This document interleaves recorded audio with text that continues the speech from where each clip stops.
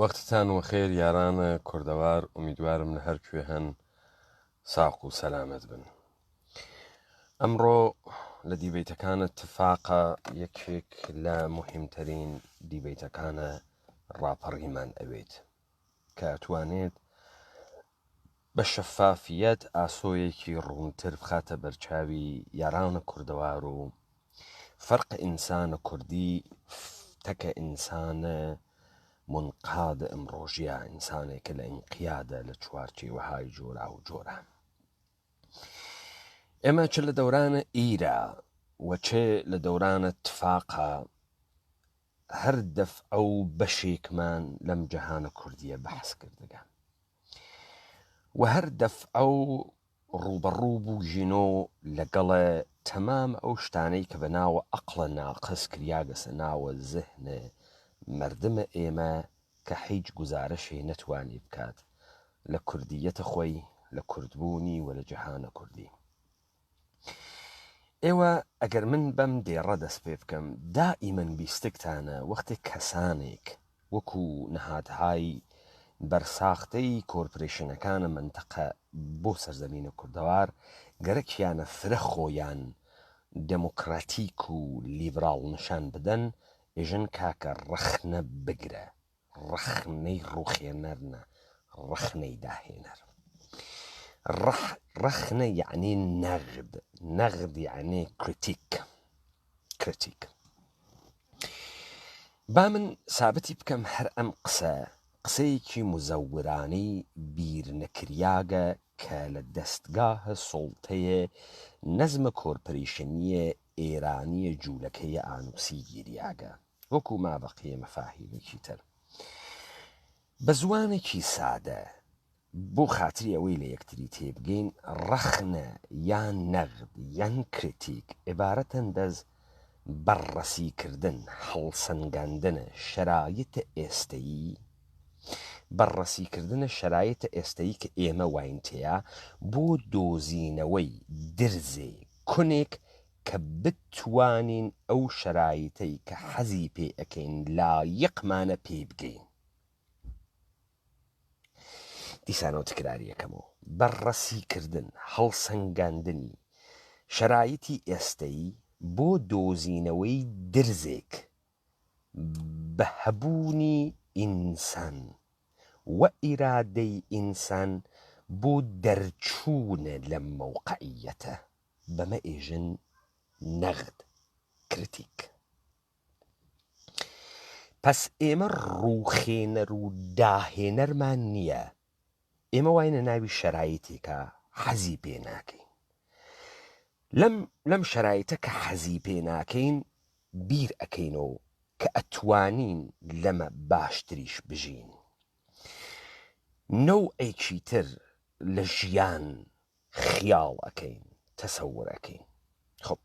ئەگەر ئێمە ئەم تەسەور و ئەم هومێدە و ئەم ئومیدە نەوێت لە زەهنمانە، من کەلەمەی ئارەزوو بەکار ناوەم، ئاوات بەکار ناوەم، چون ئەم مەفهومە کوردی نییە. من ئێژم کە بۆ کوردی نییە، یعنی کەنسەپتەکەی چمکەکەی ناخواتە جەهانە کوردی و ناخواتە حەوزەی بیرۆکەی کوردی. ئێمە ئومیدمان هەست و بەحسی یەکەم چۆن ئومید ئەخوات بە حەوزەیە ئێمە. ئەگەر ئێمە ئومیدمان نەوێت کە جۆرێکی تر ئەکرێ بژیت، هیچ کاتێک ناتوانین نەغدکەین و تەسلیمە شەرایطە مەوجود ئەوین. ئەمە بەحسێکی مهم بوو کە ئێستا کردم، چون ئێستا ئێوە ئەگەینم بە خروجیە فرە داستانێک. بۆ ئەحزاب ئێژن حەزمانە لە نەغد، بەڵام قینیان تێ لە نەغد. بۆ جامعەی مەدەنی ئێژێ حەزمانە لە نەغد، بەڵام قینیان تێ لە نەغد. بۆ ئەقەلیەت سازی وەکو ئەقەلیەت جنسی، گەی، هۆمۆسێکشواڵ، ترانسجێندەر، بۆ ئەقەلیەت بەهایی، کاکەیی، ئیزەدی، یارسانی، عەلەوی، سونی، یەهودی، مەسیحی، حەز ناکا بە نەغدی نەگەرەکە تەوهینی پێکری. مەسەڵەن تۆ گەرەکتە بێ محەڕەم بوو داگریتە سەرە محەڕەم و حوسەین و عەلی لاوە قسەی پێ مەکە و خراوە و باسی مەکە و نەغد ناخوات و لاوە کورد شیعیشی هەست و بەحسی مەکە. سوعالە ئێوە ئەمەسە ئەی چۆن ئەمانە لەو لاوە ئێژە نەغد خاسە لەم لاوە نەغد ناگرن لاوە ڕوخێنەرە ئەمە داهێنەر نییە. نەغد بەڕەسیە ئێستا بۆ دۆزینەوەی درزێکە کە بە ئیرادەی تۆ کە تێیا کارە ئەکا ئەتوانێ ئەم درزە بکاتەوە لەم مەوقعیەتە تێپەڕی. بەمە ئێژن نەغد، بەمە ئێژن کرێتیک، بەمە ئێژن ڕەخنە. بابێنە سەر ئەوەی کە خەڵک فکرەکە ئێمە ئالەگرا کڵاسە فەلسەفەماندانیاگە و ئوسوولەن چووگینە وادیە ئینتزاع و تەکە مبارزاتە کوردیە ڕەبتێکی نییە بۆیە حەزی پێ ناکەن تۆ تماشاکەی هەر وەختە ئێمە بەحسێکی ئەمیقی فەلسەفیمان هەست کەس نایێت حەزی پێ ناکە کەمترەوێ بینەر کەمترەوێت ئەوەی کە تۆ خەتابەیەکی سیاسی ئەدەی. سەبەبەکەی چییە؟ سەبەبەکەی ئەوەسە ئێمە لە هیچ کام لەم بنەڕەتانە بە باشی ورد نەوەگینەوە. من بەر لەوەی بچمە ناوە ئەم مەوزوعە مەسئلەیە مەترحکەم. بۆ فقط تاکێکی کورد ئەتوانێت ئینسانێکی کوردی ئەتوانێت نەغدە نظامە سوڵتەی جەهانی بکە و کەس ناتوانێ. بۆ فقط تاکێکی کورد ئەتوانێ بڕواتە دەرەوە لەم نظامە سوڵتە کە دانریاگە بەسەر دنیا و ئەم نظامە سوڵتە باتە بەرە بەرد وەلێ کەسێکی تر ناتوانێ. عەرەبێ ناتوانێ، تورکێ ناتوانێ، بۆ ناتوانێ. سایەکێ نەمە جواو بینەوە بە هەمان جەهانە کوردی جواوی بدەینەوە. من وەبیرم تێ من کارم بەمە نییە ئەم مێژووە سەبارەت بە سەلاح الدینە ئەیوبی نووسیاگە جەعل نییە. من کارم بە یەک نوکتەی هەست. من کتێبێکم لە سەلاح الدین خوێند و پاشان فیلمێکم چاو پێکەوت بە ناوە Kingdom of Heaven. Kingdom of Heaven. Kingdom of Heaven فیلمەکەی مەوجودە توانن تەماشایکەن. دوو نوکتە لە ناوی Kingdom of Heaven بۆ من مهمە کە هەرتکیان بەحسەکەم. لەو فیلمەی کە لە ئەسڵا بۆ تەبلیغی ڕیچاردە شیردڵ دروست کریاگە، ریچارد دە برێڤ هارت دروست کریاگە و سەلاح الدین وا لە حاشیەی قەهرەمانیە ڕیچاردە لەوێ دوو فەراز لە سەلاح الدین بەحسەکەم دیالۆگەکەم بە کاملی لەبیر نییە مەزمونەکەی بەحسەکەم. بۆ خۆتان نەزانن سەلاح الدین ئەیوبی 600 و خوردەیە ساڵ دوای گرتنە ئورشەلیم و فلستین بێت و تەلاش بکات لە دەستی ئەمانەی دەربێرێ. لە جێگەیە کە سەلاح الدین هەڵەگەڕێتەوە بە یەکێک لە سەردارەکانی ئێژێت. سەردارەکەی ئێژێ ئێمەشە سڵح نەکەین و بارە ئەوەڵ کە سەلاح الدین نەیگەرەکە لیان باوە سڵحەکە. ئێمەشە سڵح نەکەین و ئێمەشە لیاندەین و ئێمەشە فڵانکەین. ئێژێ من دروست تەشخیصم داگە و تا بەر لە من کەس نەبوو بێت لە بەرامبەر ئەمانە بێسێ. بۆ تا بەر لە من کەس نەبوو. سەلاح الدین ئەم سوعالە کالی. پس لەگرا سەلاح الدین یەک تەفاوتی هەست تەکە ما بەقیە. لە جێگەیەکی ترام سەلاح الدین ئورشەلیمی محاسرە کردگە داگێسیە بەری مەنجەنیق. ڕیچارد تێتە دەرەوە لەگەڵ یا قسە بکە. سەلاح الدین ئێژێت خۆت و سپاکەت و هەر کەسێ لەگەڵ تایە وایتە ئەمنیەتە و تۆ ئەتوانی تێپەڕیت و تەسلیم بووە. ئەو ئێژێت کە چ گارانتیەک ئەدەیت؟ ئێژێ من وتم پێت ئەتوانی تەسلیم بوویت. ئێژێ وەلی ئەتوانی بەی لەژێرە قسەکەت ئێژێ وەلێ من سەلاح الدینم من لەوانە نییەم کە تۆ فکرەکەی. لەگرا سەلاح الدین ئەیوبی نەیوت من موسڵمانم، نەیوت من سەردارە ئیسلامم، نەیوت من عەرەبم، نەیوت سەلاحدین وتی من سەلاحدینم وەم کارە ناکەم. بعد بووە سوعال بۆ من ئەری سەلاحدینە ئەیوبی بوو هەرچی جوولەکە و مەسیحی بوو نەیکوشت لە کاتێکا ڕچارد شیر دڵگوتی ئێمە وەختی ئورشەلیممان کوشت گشتمان لە دەمە تێخ گوزەران وە کوشتنمان. بۆ مەسیحیەکان کوشتیان وەێ بۆ سەلاحدین نەیکوشتن لە کاتێکە ئەیتوانی وێرانی کا بەسەریانەوە دەرسێکی وایان پێ بدات تا تاریخ ماگە پشت هەڵڕاست نەکەنەوە. ئەمە بوو بە سوعالێکی گەورە بۆ من. ئەو وەجه تەسمیەیە ئاغایە سەلاحدین چە بوو؟ کتێبێکم خوێندەوە لەم کتێبە خانمێ فەڕەنسەوی نووسابووی ئاماژەی بەوە کردو کە سەلاحدین وەکو تورکەکان وەحشی نەبوو، وەکو عەرەبەکان فاسد نەبوو. یعنی عەرەبەکان لە نەزەرە ئەو فاسد شەهوەتڕان و تورکەکان وەحشی خوێن ڕێژ بوون. وەخۆی جواب بەداتەوە ئەڵێ سەلاحدین ئاریایی بوو. تماشاکەن ئەم ئاریایی بوونە ئەگەڕێت و داستانە ئاریا بازیە کە ئەم ملەتە ئاریا دروست کریاگە بەم دلجەهانە حکوومەت بکە. سەلاحدین بۆ خاس فەرمان ڕەوایە بوو ئەو جواب بەداتەوە چون ئاریایی بوو. غەڵەتە، کاملەن غەڵەتە. ئەو جواوە کاملەن غەڵەتە، جواوێکی کاملەن فەشیستیە و کاملەن غەڵەت بوو. و ئەمما مەسئلەیشی تر ئەوە بوو من خۆم هاتم ئەم ئوروپا و جەهانم چاو پێکەوت. من هیچ وەخت فکرم نەکرد ئەم ئوروپا جێگەیەکی قەشەنگە. منزورم دەرو دیوار و تەبیعەت نییە، منزورم جامعە، مناسباتە جامعە و هەڵس و کەوتە مەردمتەکە حکوومەت و حکوومەتەکە مەردەمە. هیچ وەخت پێم وانە بوو قەشەنگە. من شتهایەکمەدی کە ما بەقیەی مەردم نەیانەدی. ئەمە بوو بە سوعال بۆ من بڕێچت ئەوێنم و دیگەران ناوێنن، بۆ من مەسائلێک ئەکەوێتە بەرچاوم کە دیگەران نایوێنن. دیگەران یعنی خەڵکە کۆمەلگای خۆیان، دیگەران یعنی ڕووناک بیرەکانیان، دیگەران یعنی ئەوانەی کە وانە لووتکەیە مەراکزە ئەکادمیکە ئەگرا. خب ئەمانە بەرەبەرە خەریکە بۆ تۆ سوعال دروسەکە، سوعال و پرسیارە گەورە کە چۆنە ئەم شتە من ئەیبینم و دیگەران نایبینن، ئەم ئۆمقە من ئەیبینم و دیگەران نایبینن.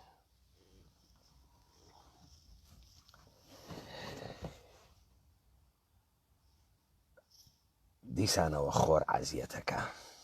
ئەوەسە خەریکە تەمەرکوزم ئەشێوێنیت.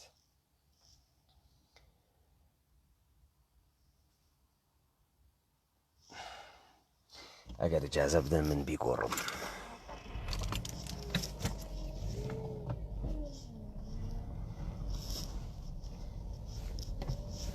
ئەوە سێژن خۆرە ئێواران لە خۆری بەیانیان تێشترە.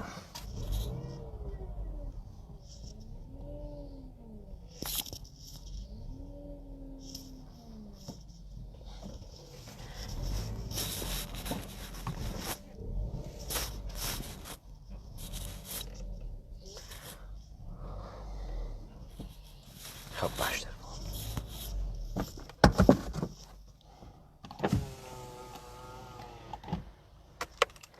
خب ئێمە لەسەر ئەوە بووین کە من بوو بە سوعال بووم بۆ بڕیچێت من ئەیبینم و ئەمە دیگەران نایبینن. چه اتفاقێ لە ئێمە کەفتگە و من چیم؟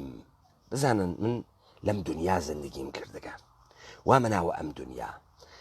کوردەوارە خۆمانم دیگە دەسەڵاتە کۆرپۆرێشنە جوولەکەی ئانووسی ئێرانیم دیگە تێمە ئوروپا ئەمانەی کە پێژن نظامە لیبەراڵی و دەوڵەتە ڕەفاه و دەوڵەتە وێلفەرە ئوروپایشم چاو پێکەوتکە بۆ لە منزەرە فرەیەک لە ئینسانەکان و ئەگرا ئیتر پرسیارێ بەناوە ئازادی محلێکی لە عێراب نییە بۆ تۆ لە مراوداتە ڕۆژانە لە خەڵکیە بیسێژی خۆ ئەوروپا نییە ئەگرا بەڕاستی ئازادیە ئەگرا بەڕاستی هەرچی شتە هەست ئەگرا بەڕاستی فڵان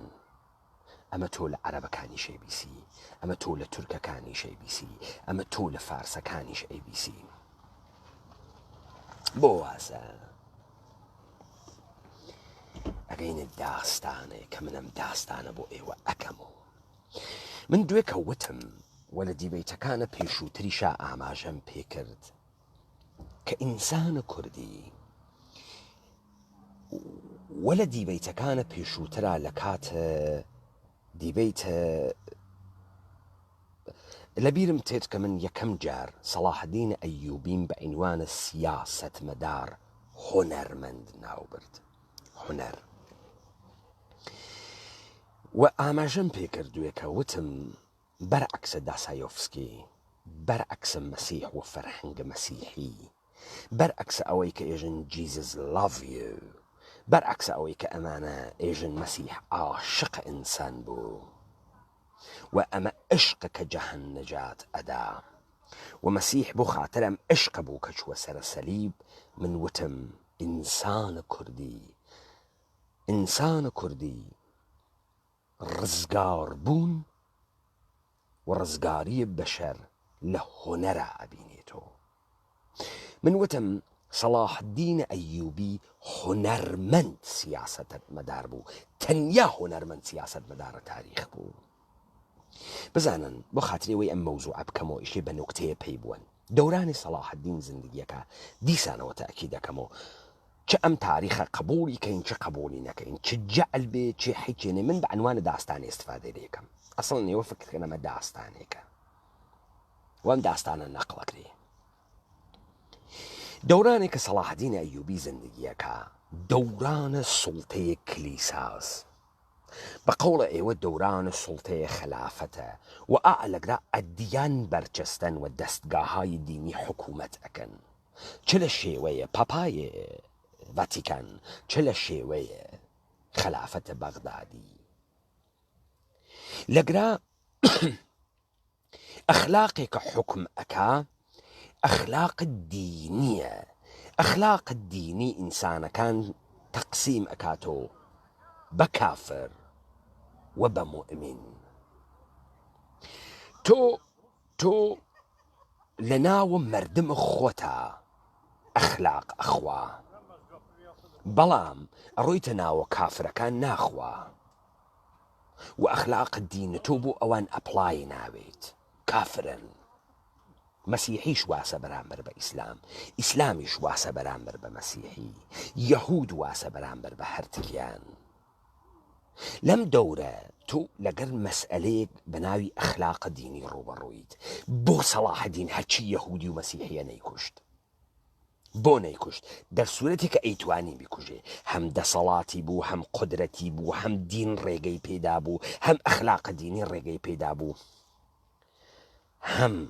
جۆرە دەسەڵات و جۆرە سوڵتەیە ئەو سەردەمە ئەم ڕێگەی بە تۆدا بوو کە تۆ میلەتێکە مەغمومت بووگەن شکەسیان خواردە بەدەستەوە تەوتە ئەیان کردگە بەر عەلەیهت فیتنەیان کردگە بەر عەلەیهت نابودیان کرد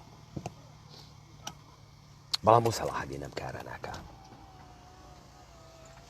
ئەی بۆ ئەگەر سەردارێکی تورک وایە حتمەن گشتیە کوشتن ئەی بۆ ئەگەر دانەیە عەرەب وایە حتمەن گشتیە کوشتن چه دەلیلێکی هەست ترسیا گەوج و یە دەلیلێکی شێ بوێت چون ئاریایی بوو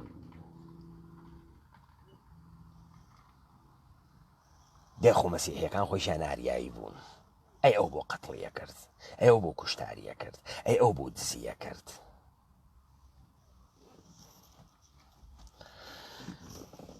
ئەوەی کە پێی ئێژن ئەخلاق ئەوەی کە پێی ئێژن ئەخلاق و ئەمانە ئێژنی و بەرادەرانە مەسیحی لە 300 ساڵە ڕابردووە و دروستی ئەکەن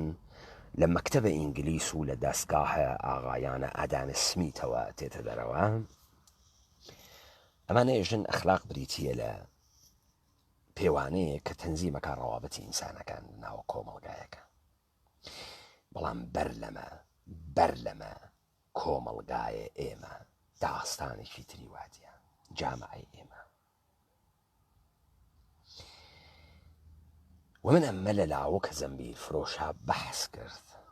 جامعەی ئێمە بۆ خاتری ئەوەی کە زندگی دروستکە، جوانی دروستکە، یەک کارەکە. ئەوش دەستگاهێکی بە ناوی دەستگاهە بەزەیی. دەستگاهە بەزەیی تەرەحم نییە، ئەخلاق مەزهەبی نییە، چون ئەگەر ئەخلاق مەزهەبی بووایە هەرچی جوولەکە دەیان کوشت، هەرچی مەسیحەتی کەتیکە کریا، هەرچی کاکەیی و هەرچیە کە زەدە دینەکەیان وایە نابودیانە کرد، بۆ نەیان کرد. بۆ ئەم حەقیانە پێدا و بۆم تاراجکردنەوە نەیان کرد. لە هەر کوێیە کاکە ئەگەر ئەم ئتفاقە کەوتوێ لەم تاریخ جەعلیە نووسیاگە 150 ساڵ 300 ساڵە گوزەشتە ئامرینی کورد نەبووگن. بۆ ئەم اتفاقە نەکەفت. ئەمە نیشانەدا ئێمە ڕۆحێکی پرۆڕالمان هەست. ئەم ڕۆحە پرۆڕاڵە لەکوێ تێت؟ پرۆڕالیزم لەکوێ تێت؟ دوێی وەختی ئێمەمانە بووگە چۆن پرۆڕالیزم مەوجود نەبووگە. بۆ بەهاییەکان لە هەرچی جێگەس مۆردە تەنەفۆر بوون، بەڵامە هاتنە سنە و کرماشان و ئەمانە تەنەفۆریان نەبوو. بۆ بەهاوڵا لەسەر گەڵوا خۆی ئەشارێت و یەک نەفەر نایکوژی، 3 ساڵ لەسەر گەڵ و دانیشێت. بۆ بەهاوڵا تێتە لای حەتا خاندانە نەقشبەندی و ئەتوانێ لای شێخ حسامەدین وێت و بەهاوڵا نە ئەکوژرێت نە تەحویل ئەدرێتەوە. ئەمانە سوعالن، ئیشێ لە خۆتانی بکەن تا بەرەبەرە ئێوە بگەینێتە جێگەیەک، ئێوە بگەینێتە مەسئلەیەک. بزانن یەک چت مەوجودە، یەک چت، ئەویش ئەمەسە. پس دەستگاهە مەسیحیەت تەمامە شعاری لە ئەدەبیاتیشیە وەختی گەرە کیسی تەرسیمە جامعەیەکی ئیدەئالە ئینسانی بکات، جامعەیەکە کە عێشق نەجاتی ئەدا. دەرسوێتێکە لای ئێمە عێشق ئەو بارین نییە. عێشق لە دەستگاه مەسیحیەت و تێت کە حەلبوونە، مەسەڵەن داستانە لەیلی و مەجنونە و داستانە شیرین و فەرهادەکە بە ئێمە ئەسڵەن ناخوا. لای ئێمە ژنی فرد دڵتەڕ وێژن کاورە عەشقەنە.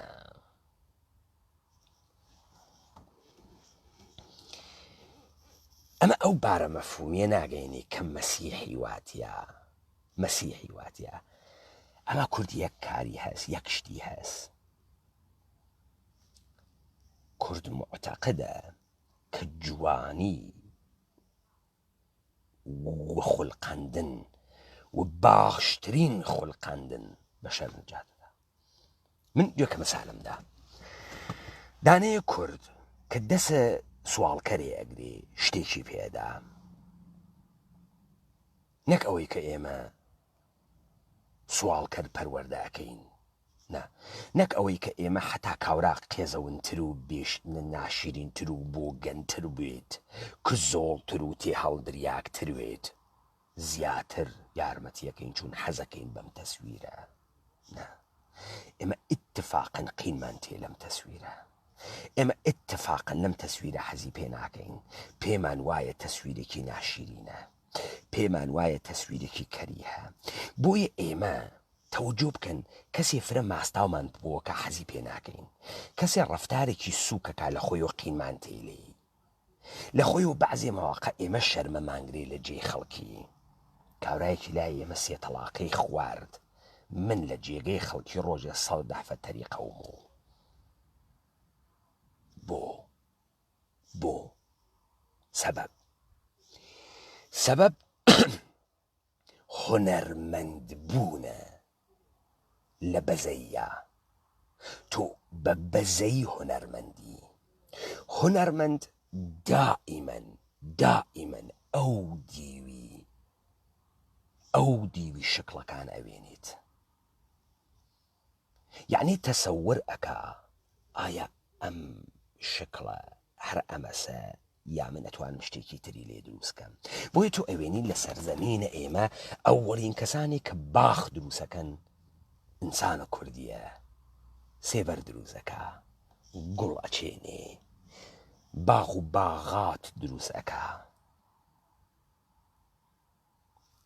ئەو ئێمە یەکەین، ئێمە یارمەتیە تەبیعەت ئەدەین. تماشاکە ئێمە تەبیعەت حەپەلوش ناکەین، ئێمە تەبیعەت مەسرەف ناکەین، بەڵام ئێمە ئیرادەی خۆمان ئەدەین لە تەبیعەت تا تەبیعەت بتوانێت بە شکڵێکی تر، بە شێوەیەکی تر تەجەلی پەیاکە، خۆ بنوێنێت، خۆ بنوێنێت. ئێمە نەهاتکین تەبیعەت تەسخیرکەین، ئێمە نەهاتکین تەبیعەت دەستەمۆگەین، ئێمە نەهاتکین شەلاقی لێ بدەین. نە، ئێمە هاتگین ئیرادەی وەکو مەوجودێکی تەبیعی کە پەروەردە ئەکرین و هەڵگرە بەزەین، لە بەزەیە ئیرادە پەیدا ئەکەین کە بە ئیرادەی خۆمان وە کارێک کە هەسمان فۆڕمێکی تر لە ژیان دروستکەین. پس دائیمەن بیر ئەکەینەوە جۆرێکی تر ئەوێت بژیت. لەذا هەرچیە قێزەونی دروست ئەکا لە مەنزەرە ئێمەوە، هەرچیە قێزەونیمان تیا دروست ئەکا تا بەر لەوەی ئێمە بمان خەنە ژێرە بومباران، ئێمە حەزمان بەم تەسویرە ناکرد، حەزمان پێ ناکرد. مەسەڵەن ئێوەی کورد ئەوێنن دانەیە کورد چاویەکەوێ بە ئینسانێک عەیبێکی واتیە، دمەڵێکی گەورەوا لەگرایە، ئەگرایە گشتی بالۆکە، کاورای ئینسانە کوردی حەز ناکە بەو تەسویرە بیبێنێت، چون ئەحساسەکە ئەو تەسویرە زشتیەکە کە ئەم ناتوانێ بیگۆڕێت، ناتوانێ ئەمە بگۆڕێت.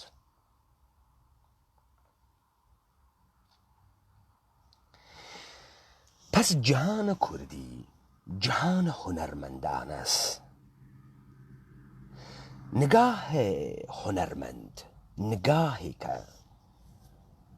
کە باشترین خوڵقاندن گەرەکی بکات،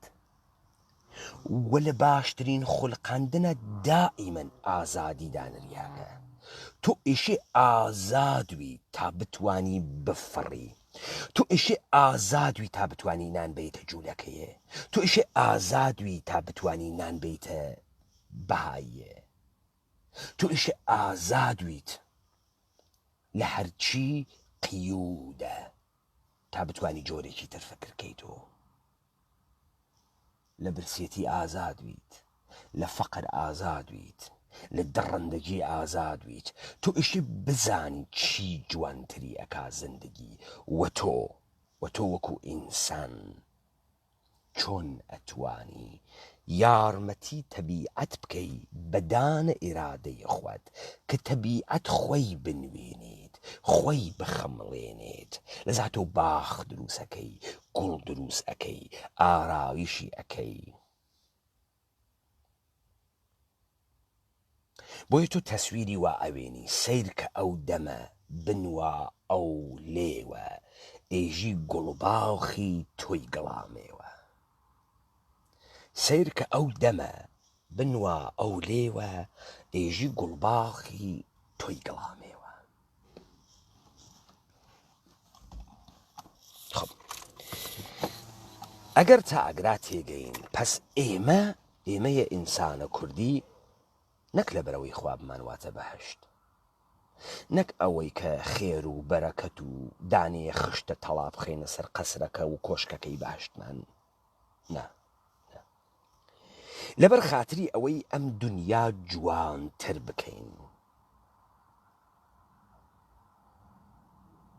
لەبەر خاتری ئەوەی کە بە ئیرادەی خۆمان، بە لێدان ئیرادەی خۆمان ئەگەر قێزەونیەکیش ئەبینین، ئەم قێزەونیە ئێمە کاری لەسەر بکەین و لای وەین و مەجال بدەین بە تەبیعەت، بە ژیان خۆی بخەمڵێنێ و بینوێنێ ئەو جۆرە کەس. لە گراسە سەلاح الدین ئەیوبی قەتڵ عام ناکە، نایکە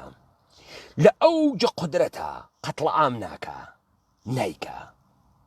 چون سەلاحەدین هونەرمەندە سیاست مەدار هونەرمەندە دەیخۆمە هونەر نییە تۆ دنیا بیتە بەرە شمشێر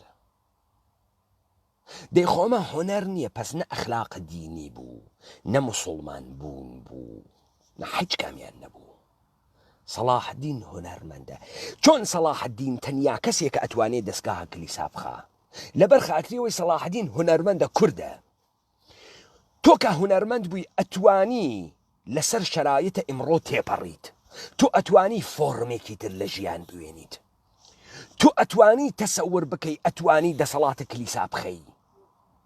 ئەتوانیت بۆ هونەرمەند هیچێ مەحدود نییە چون ناتوانێ هونەرمەند بۆیە تۆ ئەوێنی لە حەوزەی ژیانە فەردی مەردمە ئەوەی کە تۆ ئەیوێنی لە گۆڕینی فۆرمەکانە کە تەبیعی ئەنوێنن و ئینسانە کوردی گەرەکێ بیگۆڕیت ئەمە تۆ ئەتوانی لە ناوی تەمامی تەرانەکان و گۆرانیەکانی فلکلۆری کوردیا بوێنی بزانە ئینسانێک کە تا زەمانی کوردی ماگە پڕا و پڕ لە نگاهە هونەری بەسەر حەچیشتە چ لە حیاتە ئینسانیە چ لە هەڵس و کەوتە ناوە کۆمەڵگایە چ لە داڕشتنە مناسباتە چ لە خۆشەویستیە چ لە عشقیە تەمامە ئەمانە نگاه ئینسانە هونەرمەندە نگاه ئینسانە هونەرمەند ئەوجە ئازادیە پس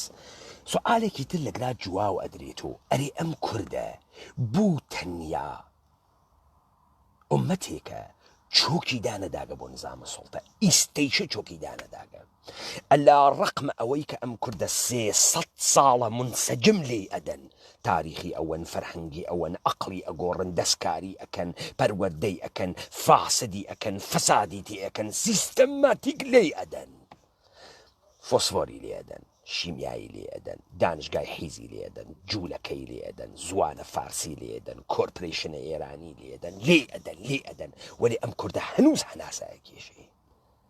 هەنووز بریقەی شمشێرەکەی تێها بەدەستی و داینانێت چییە ئەمە چییە ئەحمەقە جاهلە نادانە نه کوردیە خسڵەت هێز ما بەقێ نێسیان ما بەقێ دنیا نێسیان هەر ئەم خسڵەتە بوو وا کەس نەیتوانی بێ بەسەرە کووردا سوڵتە بکە نەیتوانی مستەقیمەن سپا بکێشێ مستەقیمەن بێت تەسلیممانکە مستەقیمەن ئیرادەی خۆی بالێمان نەیتوانی بە بەرنامە هاتۆ بەر و دای لە جیهانمان پس کورد ئیتنیک نەبوو کورد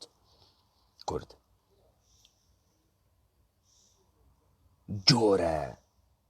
ژیان و جەهانێک بوو کە ئینسانێکی ئەدادەرە و ئەم ئینسانە لە کارکردن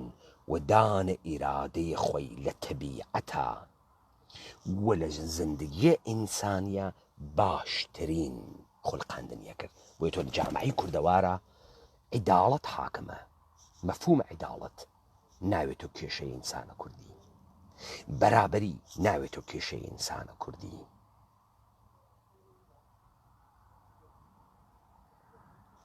تۆجۆکەن تەمام ئەم موسیبەتانە لە کۆمەڵگایە کوردەوارە مەوجود نییە تۆ یەک بار ناوێنیت زۆڵم حاکم بێ لەم کۆمەڵگای کوردەوارە و زاڵمی بتوانێت هەڵسێوە دانیشێ لەم کوردەوارە کەس ناتوانێ بێ گەردەن کەشی کات ناتوانێ بیکە و هەر کەسێ تێتە ناوە ئەم کۆمەڵگا بەسە زوانە تا زوان پەیا ئەکا زوان ئەبزارە تا کەرەستە تێتە دەسی تا فێرە هارمۆنیە ژیانە کوردیەوێت ئیستا با من بێژم بە ئێوە ئەمانەی کە ئیمڕۆ هاتکن چۆن کوردی نیەن تەماشاکەن ئینسانە کوردی ئینسانێکە ئیرادەی هەست و دائیمەن ئیرادەی بەکار ئەوات لە خوڵقاندنە جوانترین تابلۆ پس پێوانەی ئینسانە کوردی چییە؟ جوانناسیە، ستاتیکە. چی کۆمەلگایە ناشرینەکە، چی حیاتە ئینسانی کۆ سەرزەمین ناشرینەکە، هەرچیە کورد حەزی پێ ناکە ناشرینە.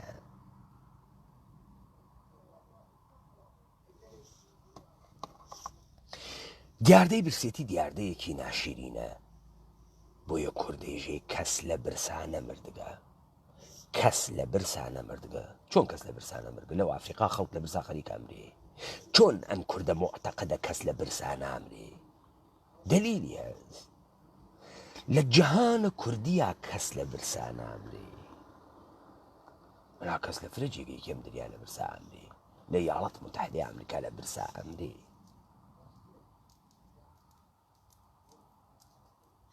ئەی چۆنە بڕێ ئینسان تێن هاوارەکەن و مەسەڵە نێژن برسیمە،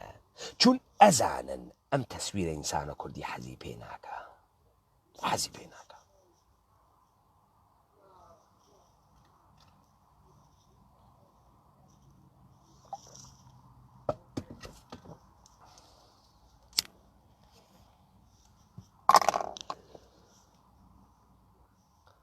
چون ئینسانە کوردی ئینسانە کوردیە، فکر ناکە شەرایەتێکە ئیستە واتیە، شەرایەتێکە بهترین شێوەی ژیان و لیاقەت ئینسانە کوردیە، فکر ناکە. بۆیە تۆ ئەوێنی ئینسانە کوردی دائیمەن لە لێدانە، دائیمەن تەسلیمەم نظامە سوڵتەنەوگە. ئیستە بۆ فقط ئینسانە کوردی ئەتوانێم جەهانە بوێنێت، چون ئینسانە کوردی ڕوانینی لە دەستگاه بەزەیی کوردیە هونەرمەندانەس. فقط ئینسانە کوردی قێزەونیەکان ئەم دنیاوێنی، کەس نایوێنێت. گشتی لە پشتە کالای لوکس گەوج بووگە، گەشتی مەحسوور بووگە. خب گۆڕان لە ژێرە چی ممکنە؟ لە ژێرە نەخدە سیاسی ممکنە. نەخدە سیاسی کامە نەخدە؟ ئەوەی کە تۆ بەڕەسی ئەەکەی ئایا من ئەتوانم لەمە باشتر بژیم، و بەڕەسی ئەەکەی شەرایەتە ئیمڕۆژیە من چۆنە، چی هاوا لە بەردەمە منە، و من ئایا ئەتوانم لەمە باشتریش بژیم، و بەڕەسی ئەەکەی ئیمکاناتێکە تۆ ئەتوانی بژی دیانە. ئەمە لەکوێوەتێ؟ ئەمە لەبەرەوەی ئینسانە کوردی وە بیری تێت کە ئازاد بووکە. ئینسانە کوردی وە بیری تێ بە درێژایی هەزاران ساڵ یەک نەفەر نەیتوانیگە ئیرادە با بەسەریا، یەک نەفەر، و ئیرادەی خۆی بووگە. پس وە بیری تێ هەنووس فەرامۆشی نەکردگە. بۆیە ئینسانە کوردی چون ئەوەی فەرامۆش نەکردگە، ئیمڕۆ ئەتوانێ قێزەونی بوێنێت، ئەتوانێ بیوێنێت. بۆیە من وتم پێتان ڕجعەت بکەنەوە لە بە شوێنگەڕانە کوردەوارە بن بووە، و بیری بێرنەوە کوردەوار کوێ بوو، و بیری بێرنەوە ئینسانە کوردی کێ بوو، و بیری بێرنەوە جەهانە کوردی چۆن بوو. جایسە ئێوە گەڕێنمە نوکتەیەکی تر. ئەی ئەم فەزای کوردەوارە ئەمڕۆ بۆ واسە؟ لە خۆتان سوالکەن بۆ واسە؟ جامعەیە مەدەنی و ئەحزاب و پسپۆڕان و وەساتی دانشگا، ئەمانە ئەزانی خەریکنەوە ئێوە چیێژن؟ ئەمانە خروجیەکەیان لە فەلسەفەی نێئۆلیبرالیۆتی. جا ئیستە ئەمەوێت و سوال بۆ ئێوە، فەلسەفەی نێئۆلیبرالی چه ئیرادێکی هەست؟ تۆ کامن نەخدت هەست وەکو ئینسانە کوردی بە نێئۆلیبرالیزم چییە؟ تێمە سەرامەیسە بزانن. ئێمە وەختێک داستان لاوەکە زەمبیل فرۆشمان بەڕەسی کرد، لاوەکە زەمبیل فرۆش لە مەواجهەتەکە جاودانەگیە، زانی کە شێوەیەکی تریش ئەتوانێ زندگی بکات، و ئەتوانێ ئێرادەیە ئینسانیە خۆی بدا لەم شێوە، و ئێرادەی متەبەلور بوێت، تەجەلی پەیاکە. کە تۆ ئەوێنی وەختی تۆ ئەویت و ئینسانە کوردی لەگرا دلێری تەجەسومە ڕۆحە ئینسانێکە کە ئێرادەی هەست بێباکی و بوێری تەجەسم و تەجەلیە ڕۆحە ئینسانێکە کە مواجه ئەوێت و لەگەڵە خەتەرە لەگەڵە ڕەنجە قبول ئەکا واقعیەت لە مەوقعیەتە ئەوێسیوە دەرناچێ لذا لاوەکە زەمبیل فرۆش قبولەکە هەڵ ئەبژێرێ اختیاری هەزوەگەرێکی دنیا جوان بکە تا ئەم جاودانگیە بمێنێتەوە و لاوەکە زەمبیل فرۆش ئەڕوات کۆ مەڵگا دروزەکە لاوەکە زەمبیل فرۆش متەسەور نییە لەوەی کە وەختی جەبر پێی حکوومەتەکە تەسلیم بوێت بێژێ جەبر قەدەر حەقیا بەدەسەوە چاری ناکەم نا دیسانەوە ئەمە ئەوە کە ئیرادە ئەدا لە قەدەر و قەدەر ئەگۆڕێت قەدەر ئەگۆڕێت جەبر هاتکە تەسلیمیکە و ئەو ئالەگرات دیسانەوە هونەرمەندانە مواجه ئەوێ لەگەڵە مەرگە لاوەکە زەمبیل فرۆش و وەختێ ئەو تەسلیمە جەبر ناوێت جەباریش لەبەی نەچێت تۆ وەختێ نۆکەرێکە نەوێت ئەربابی معنایی نییە نێسی تۆ ئەربابی بەسەر نۆکەرە تۆ ئەربابی بەسەر ڕعیەتە وەختێ ڕعیەتێ نەوێ ئەربابێ نییە وەختێ کەسێ بە ڕعیەتیە تۆ دەرنەهات تۆ ناتوانانی ئەربابی ئەمەلەن تۆ مردگی ئەمەلەن تۆ مردگی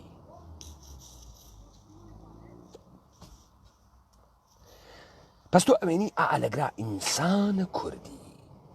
تەسلیم نەبوو ئینسانە کوردی نەیخۆنجاند بۆ خۆی نە بەڵکو دووبارە بژاردەی هونەرمەندانەی کرد کە من ئێرادەم ئەدەم لەم جەبرە شکڵێکی تری لێ دەرتێرم مثال ئەدەم مثال تێبگەن منە مەوت میکلانج چاویەکەوێت و بەردێکی گەورە ژی داوی من وا لەکوێ داوی من کوا بزانن بەرد گاشە بەرد شکڵێکە بەڵام ئایا ئەم گاشە بەردە ئەتوانێ شتێکی تریش بوێت ئەمە سوالە ئاغایە وەکو میکلانج ژێ ئەم بەردە ئەتوانێت هەر بەرد نەوێ بێتۆ داو من یارمەتی ئەم بەردە ئەکەم کە متجەلی بوێت لە داوە وەلذا میکلانج قەڵەمی ئەدا لە بەردەکە و ئەی تاشێ ئێرادە هێزە کارە ئەو و ئەم بەردە ئەتوانێت جۆرێکی تر جیلوە بکە ئەم بەردە جۆرێکی تر جلوە ئەکا و ئەوێت و داود ئەم نگاهە ئەساسە حەیاتە کوردی بووگە ئینسانە کوردی ئەتوانێ شکڵەکان بگۆڕێ چون هونەرمەندە پس ئینسانە کوردی بە ئینقیاد دەرنایێت ئەسڵەن بە ئینقیاد دەرنایێت چون ئێرادەی هەست لە بەزەیە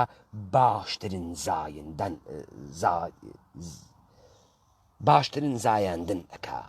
ئەزیێنێت ئەخولقێنێت ئەمە بە هیمەتی چی ئەکرێت ئەم خوڵقاندنە دوو شتی گەرەکە یەک ئێرادە و دوو کار ئێرادە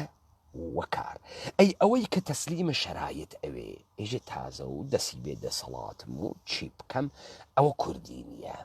ئەوە تەسلیم بووگە ئەوە نە ئێرادەی هەست نەکارەکە نە ئەتوانێت فکر بکاتەوە وەکو هونەرمەندێ کە ئەتوانێ شکڵێکی تر شێوەیەکی تر محققەکە بزانن ئمڕۆ چۆن ئینسانە کوردیان گۆڕی جەلالە تاڵەبانی وتی دەوڵەتە کوردی خەونە شاعرانەست تۆ ئێژی ئەم سەرزەمینە کوردەوارە کوێ کوردەوارە هەمووی بەلوچستان کوێ کوردەوارە خوراسان تەبەرستان گشتی کوردەوارە ئەمە سنوورەکەی حتا دەریای مەدیتەرانە و دەریای ڕەش ئەمە کوردەوارە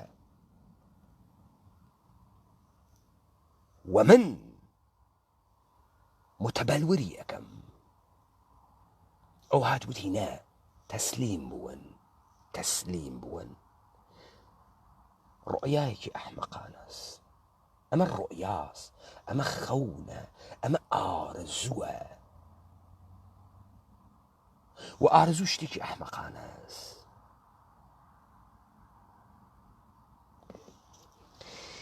ئەمە لەکوێ دێت ئەمە کوردی نییە بۆ ئێمە حەملەمان کردە دانشگا براکەم ئێمە حەملەمان نەکردگەسە دروسە مهندسی بە هندسە بە ڕیاضی بە شیمی نەمان کردگە چون ئەمانە لای خۆمان مەوجود بووگە ئەی ئەوەی کە ئێمە حەملەی پێکەین لە جەهان غەرب چییە علومە ئینسانیە ئەو علومە ئینسانیەسە کە بنیادە سوڵتەی ئەمانیە دانیاگە ئەوەی کە ئێمە حەملەی پێکەین ئەوەسە کێ ئەمڕۆ لە جامعەی ئێمە تەرویجە گەی بوون و هۆمۆسێکشواڵ بوون و ترانسجندەرەکە ئەوانەی کە لە حوزەی علوم ئینسانیا دەرسیان خوێنگە جامعە شناسی و فەلسەفە و فەلسەفەی تاریخ و ئەم چرت و پرتانەی کە ئێوە ئەیشنەفن لەم غەربیانە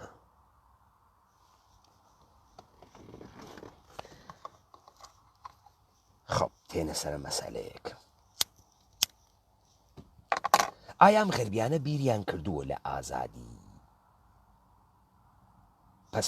ئێمە وتمان ئینسانە کوردی چه اتفاقێکی بۆ کەوێ ئینسانە کوردی ئێمە مەوجودێکین کە ئینسانین وەکو مابەقیە بەڵام ئێمە شێوە ژیان و شێوە ڕوانگە و جەهانێکمان هەست کە ئەمان کاتە کورد یعنی کی یعنی ئینسانی سوڵتە قبوڵ ناکە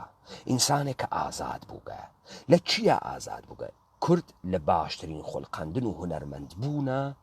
ئازاد ئەوێ ئازاد چون خۆی مرکزە و ئەتوانێت تەمیز بدا چی جوانە چی ناشیرینە هیچ قانونێکی تر قبوڵ ناکە هیچ قانونێکی تر بەژێرە قیودا هیچ قانونێکی تر دەرنایێت چون زندگی ئەکوژێ چون ژیان ئەکوژێ ئەی ئەم مەفهومە ئازادیە غەربی بیری لێ کردگەسۆ خروجەکەی ئامەسە ئێوە ئەیوێنن کامەسە بابزانن یەکەم کەسانێک لەم بریتانیا بیریان لە ئازادی کردو و هاتنم تئۆریزەیان کرد سکاتلندیەکان بوون سکاتلندیەکان چیان چاو پێکەوت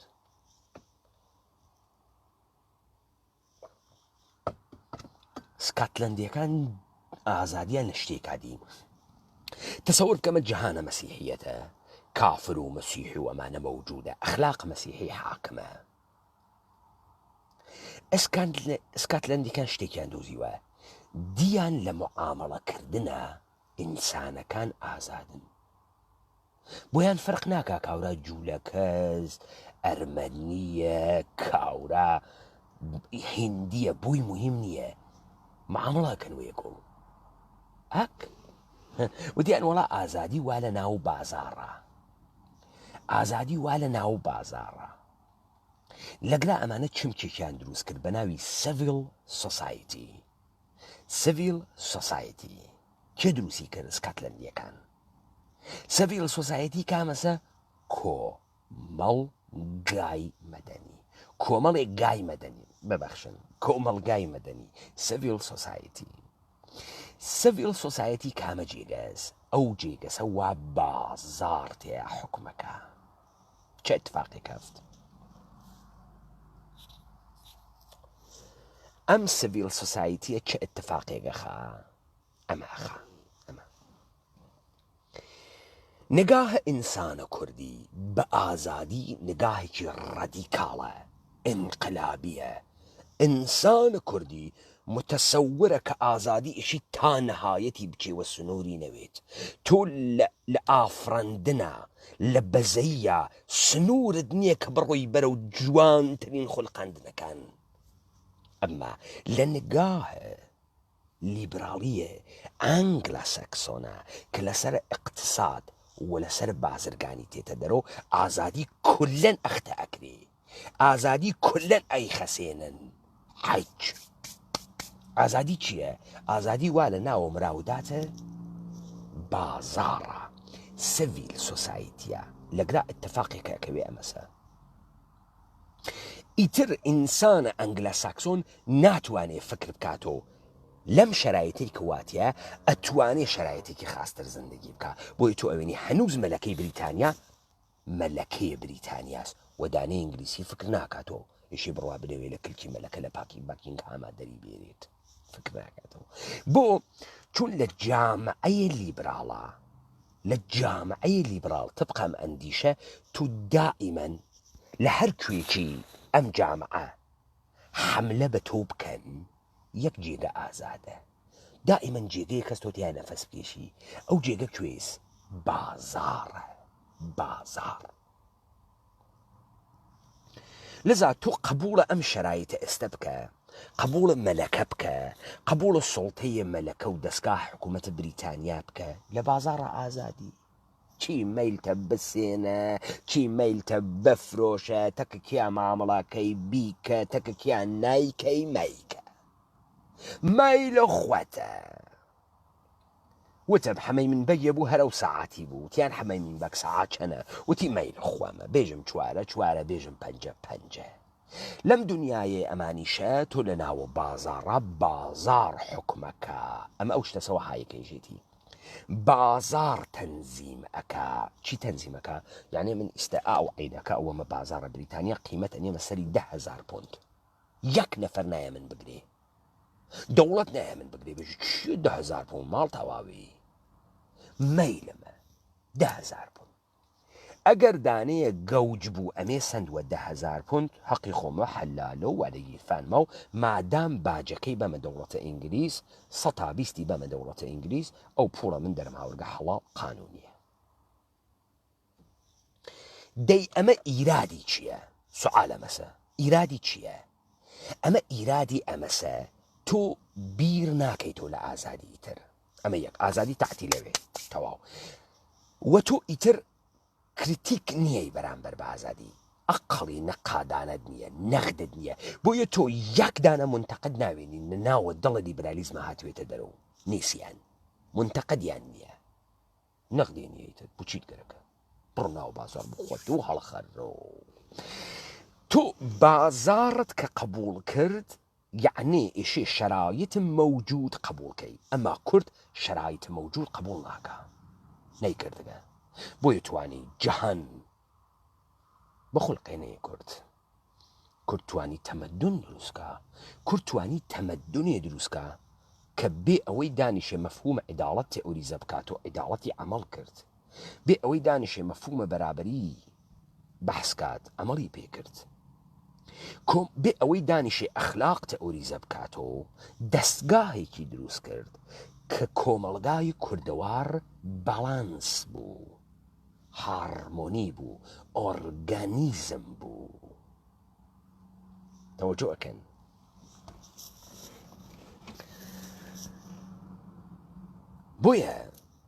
بۆیە ئێوە ئەگەر بگەڕێنە ناوە ئەدەبیاتە شەفاهی ئەم تەفاوتە تێگەن خۆ دوای شەڕی جیهانی دووەم دوو ڕوانگە بە ناوی ڕوانگەیە ڕەخنەگرانە لە جیهانە باڵیان سن ڕوانگەی ئەوەڵ ئەمریکاس ئەژێ بۆچی پەنابەران حەز بە ئەمریکا ئەکەن جواوە تاتۆ کاز ئەمریکا is a free country بۆ پەنابەر حەز بە ئەمریکاکە بۆ خاتریوەی ئەمریکا وڵاتێکی ئازادە ئەمە بگرن وڵاتێکی ئازادە ئەمریکا ئێژی گێلە گێل و فلتە فلت مەکەن دنیا هەرەمەسە ئازادی هەرەمەسەوە هەستان و ئیتر شتێکی تر فکر مەکەن و ئەمریکا کوێز ئەمریکا is a free country ئەی ئەوە نییە مجەسەمەی لیبراسیۆنیان هەست مجەسەمەی ئازادیان هەست دەی ئازادی چییە؟ ئازادی بازارە بازارە ئازادە ئەمە بگرن تا بێ مەسەلە نقطەی دووەم ئەم بازارە ئازادە ئەو جار چی ئەکا ئەو جار بەر ئەم بازارە ئازادە بەر لە بیرە لە ئازادی ئەگرێ یەک دوو بەر لەوە ئەگرێت تۆ لە ئینقیات خۆت دەرکەی لە ئینقیات خۆت دەرکەی بەری پێ ئەگرێ تۆ هەن ئەدا بەرەو مەسرەفکردن ئەمە ئیرادەکانیسی نایەڵێ بیر لە ئازادی بکەیتەوە وادارە دەکا مەوقیەتێکە ئیستەوایەتەیە قبولیکەی وەکو حەقیقەت قبولیکەی بیر لە ئازادی نەکەیتۆ ڕەخنە نەگری نەقد نەگری بەڵام تۆ هیدایەت ئەکا بەرەو کوێ بەرەو زیاتر مەسرەفکردن بۆ خاتر ئێمەی تۆ زیاتر مەسرەفکەی چی ئەکا هەموو شتێ ئەکا بە بەرهەم ئەکا بە کالا هەموو شتێ ئەکا بە کالا ئەو جار تۆ ئازادی کالا بسێنی کالا بفرۆشی کالا بسێنی کالا بفرۆشی بۆیە تۆ ئەوێنیت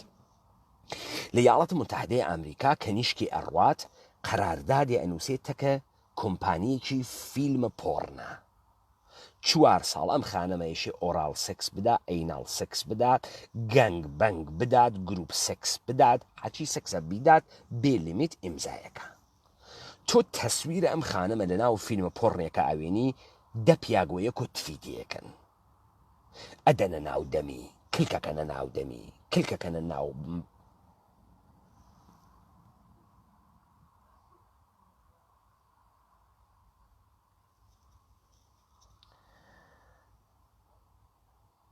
ئەمە یەکێک لەوانە بوو مەشیە بتەناردێ بۆ کۆمپانیانە ئەوێنی دەدانە پیاکتێن ئەم ژنە تیکە تیکەیەکەن یەک نەفەر لە ئەمریکا ئێتراز ناکە بێژێ کەرامەتی ئینسان کووە بێژێ ئەی مافێ ژن کووە بێژێ بۆ پەنجادانە پیاک تفەکە نام خانەمە بێژێ بۆ دیلدۆیەکی استعمالتیا ئەکەن کە نیم مترە کەس قسە ناکە ئەو ئینسانە لە بازاڕە گرێبەستی ئیمزاکردگە خۆی بکاتە کۆیلە وە کەسێکی ڕەبتێکی هەز وە کەسێکی ڕەبتێکی هەز هیچ کەس پس لە نگاهە ئەمانە تۆ مووقعیەت قبوڵ ئەەکەی قبوڵیەکەی بیر لە ئازادی ناکەیت و ئازادی هەرەمە سەوایتە نوان ناو بازاڕە ئەتوانی هەرچی میلتە بیسێنی ئەتوانی هەرچی میلتە بیفرۆشی ئەتوانی دایکە بسێنی دایکە بفرۆشی کەنیشکە بسێنی کەنیشکە بفرۆشی ئەتوانی بیسێنی هەرچیتە پولە پول هەرچیشتە نرخی هەز ئەمە ئازادیە لە بازرگانیە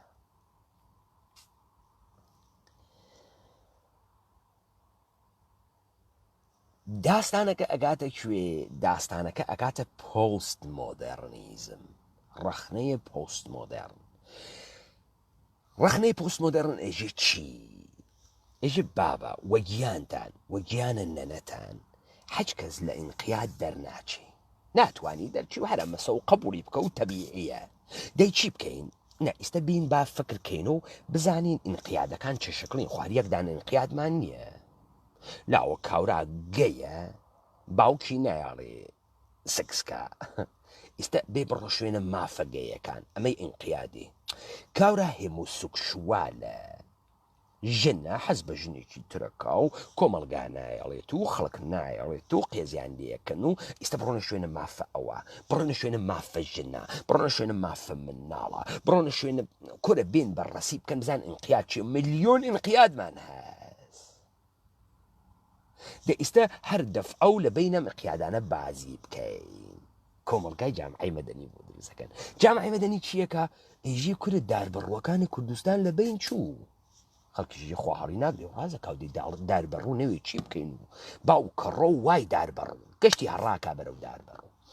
داربەڕوو تەواونەوەگە ئێژن کۆڵبەر مرد براڕۆ گشتی یاڵا بەرەو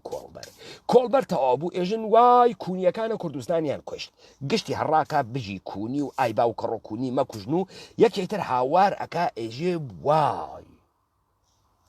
من ناموسە کەسێ نیم کاکە بێنەوە تف لە پەردەی بەکارەت هاوارکەن پەردەی بەکارەت ئینقیادە ئەم ژنە لە شەهنە خۆیەسی و حەزی پێکا و مەیلێسی وای داوا گشت کەسێک و ناموسە کەس نییە و ئەمە دنیای جەدیدە ئەمە ئەوەسە وا دروستیان کردگە ئەمە ئێژێکی ئێژێ ئێمەی کورد هەر ئەمەی کاس هەرەمەسە تۆ ما گێلە گێل مەکە لاوە سەرزەمینم گەرەکە و گەرەکمە هونەرمەند و گەرەکمە کورد ما گێلە بێ بڕۆ یەسەر ئینقیادێتر بەردە و داربەڕ و پارێزە و سمۆرە بێرە و ئاشخاڵ لە ناوە خیابان جەمکە و پەردەی بکارت لە بین بووە و خەتەنەی ژنات بوێسێنە و لاوە گێلە گێلی باس چیەکەی لاوە گشتی و خەونی شاعیرانەیە دێ ئەمە تۆوتە ئینسانیە ئینسان واسە بۆیە تێن هۆنەرمەند فاسە دەکەن مەم کۆڵانە بە پەنجە لۆتی و چاوش و گۆرانی چەپڵەوێژ و ئەمانە ئەکەنە هۆنەرمەند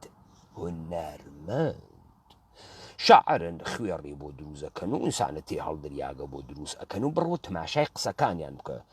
شاعرە بۆ دروستەکەن هەرم کارەکە کاشمن کونی بووایە ئەمە شعرێژێ کاشمن کونی بووایە ما و ئاخ بۆ ڕۆژێ ئەم کوردستانە گشتی بێت و کونی و شاعرە بۆ دروستەکەن ێژێ ئەو ڕۆژە هاتم لەبەر بەلوعە پڕۆم ئەششتەوە پڕۆی خوێنەکەم و ئەویژێژێ بەڕاستی ژن ناسکە و ئەمیژێژێ ماچەکە وەسە پەپولە و تۆ ڕەهاتیان دایقە یەکتریەوە ئازادی و من ئازادیم گەرەکە کو ئازادی یعنی چی ئەی ئەمە تۆ ئەیکە ئەوێت تۆ چی پێدێژەمەوێت تۆ چی ئەوێت تۆ ئەمەی کە تۆ نە نەغدە ئەناسی نە ڕادیکالیزم ئەناسی نە کوردبوون ئەناسی نە ئەتوانی تەسەوڕکەی جەهانێک قەشەنگتر لەم جەهان هەست ناتوان کە تۆ تەسەورت نەما ئینسان نەماگی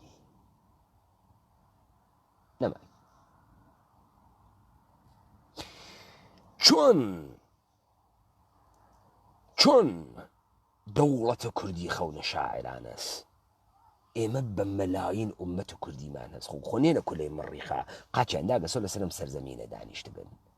کێ ئەم کوردەواریە بردگە مشتی ئینسان لە ژێرە سیستەمێکا بەهینی مواسساتەوە ئەمەی تۆ ئیمڕۆ ئەیوێنی کوردێ 300 ساڵی پێش فکری نەکرد وای لێبێ فکری نەیە کورد بێتۆ حیز و گەواد و فاسد و پولپەرست و کڵاوبنێت سەری باوکی خۆی بفرۆشێ و سەرزەمینە کورد فکری نەکرد ئەمەی تۆ ئەیوێنی خیاڵ بوو ئیستە بوو گەسە واقعیەت ئیستە واقعیەتە ئێمە واینتیە 200 ساڵە پێش ئەمتە بۆ دانەیە کورد بوو تا کەلەیە ماسییا سەری خۆیان داوە دیوارای و امکانی نییە چۆن ئەم سەرزەمینە پڕە لە پیاک چۆن نەکری دەی ئەوەی بۆ ئەو خیاڵ بوو ئیمڕۆ محقق بوو بەدەستە نظامە سوڵتە محقق بوو وە کردی ئیستە ئێمە کێ نابودمانەکە خۆمان نابوو دەکەین خۆمان ئەوینۆ گەی و خۆمان ئەوینۆ لزبیەن و خۆمان هەر لە خۆمان و حەز بە بەهایی یەکەین و خۆمان هەر لە خۆمانەوە هەڵەخەینەوە بۆ ئیزیدی و خۆمان هەر لە خۆمان و نازانین بۆ دەلیلی هەست گەرەکیسی لەم مەوقعیەتە بوێسی فکر نەکەیتۆ تۆ لە ڕابردوو چۆن بووی ئاەن دەتوانێت چۆن بێ ئاسڵە کە تۆ وانە بوویت هونەرمەندیش نییە بۆ ئیتر گۆرانیت نامێنێ بۆ ئیتر شعرە نامێنێ بۆ ئیتر ئەدەبیاتە نامێنێ بۆ ئیتر جوامێری نامێنێ مانە گشتی هۆنەرن لە تۆ لە جوامێریە هۆنەرمەندی دەکرد تۆ لە شەحامەتا هۆنەرمەندی دەکرد تۆ لە بوێریە هۆنەرمەندی دەکرد ئای چ ناشیرین و قێزەونە تەسویر ئینسانە ماستاو کەرە مەسینە هەڵگەر ئای چ ناشیرین و قێزەونە تەسویرە ئینسانە گەواد ئای چ ناشیرین و قێزەونە تەسویرە ئینسانە خائن ئای چ ناشیرین و قێزەونە تەسویرە ئینسانێک وا خۆی حەقیرە کاتۆ لە بەرامبەرە کەسێکی ترە کاوراسی تەلاقەی خست ڕۆژێ 100 دەحفە لە جێ ئەم خەڵکە من تەریقە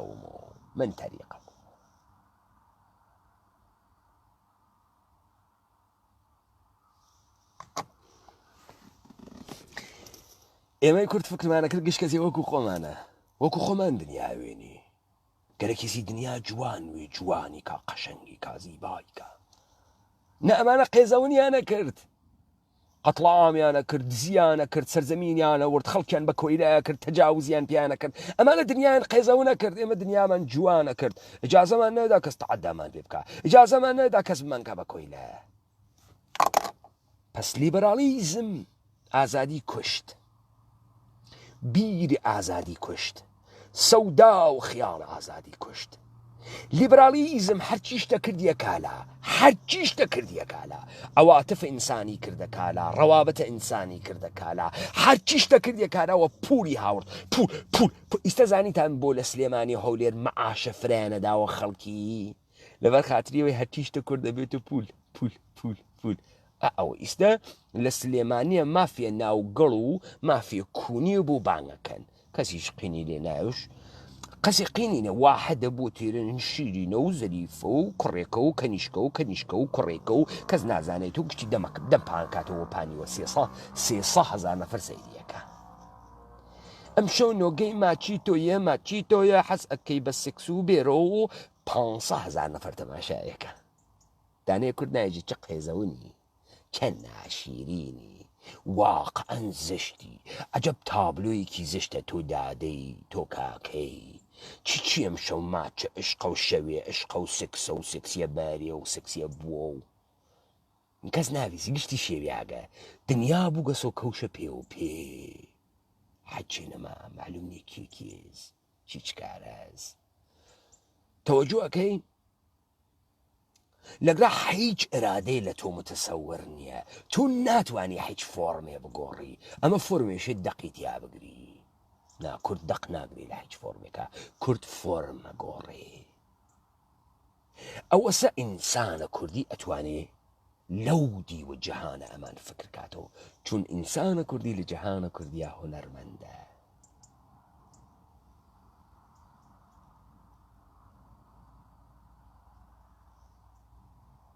هونەرمەندە پس ئێمە تەکە کیا ڕوبەڕوو بووژین ئێمە تەکە یەک عیدە ئینسانم مەسخ بووگا ڕوبەڕوو بووژین کە نۆکەرانە نظامە کۆرپۆریشنین بلاهەت و جەهالەتە خۆیان هاوارەکە فکرەکە دەمەقۆپانی کردگەسە پێ بلاهەت هاوار ئەکا کەس نێباتە ناوە دەمی ڕاپەڕینە کوردەوارە سەر بەخۆ جەهانە کوردی هاورگەسەوە تەسویرە تۆی ئەحمەق فرە ناشیرینە لە کوردەوارە کورد ڕێکە و پێکە ئەکاتەوە قەشەنگ ڕێک و پێکە ئەکاتەوە تەوەجۆت کرد تو زەشتی لەم جامعە بێفەڕی قەڵبەزەنی ناشیرینی شیرینیەکە لەم جامعە جات و پاکەکەن و وەختی 32 دانەکەیان هاڕیە ناوت دەمت دەفعەیەتر عفونەت فڕە نەدەی بەناوە قسە بۆگەن جامعە ناگرێت هەڕیت بوو ئەوەسە جەهانە کوردی وا غەرب ئەیزانی و تۆ نازانی ئەوەسە ئینسانە غەربی لێ ئەترسێ سیستەمە غەرب لێ ئەترسێوە تۆ نازانی کورد ئەوەسە سەلاحەدینە ئەیوبی قەتڵعامی نەکرد لەبەرەوەی موسڵمان بوو قەتڵعامی نەکرد لەبەر ئەوەی کورد بوو هونەرمەند بوو بەزەیی هەبوو نە ئەوەی کە دڵی ئەسووت نا خۆشترین تابلۆ ئەمەسە تۆ زۆرە خوت ئرادەیە خوت بەی لە ئورشەلیم و بێژی ئەها من چ جەهانێکم دروست کرد حەیرەت کەن لەم جەهانە من دروستم کرد نە تۆ گشت کەسێ بکوژی و خوێن لاشە بووە تو چی خۆ کچی ئەو کەی کارە هونەرمەندان هەست کەی کارە هونەرمەندان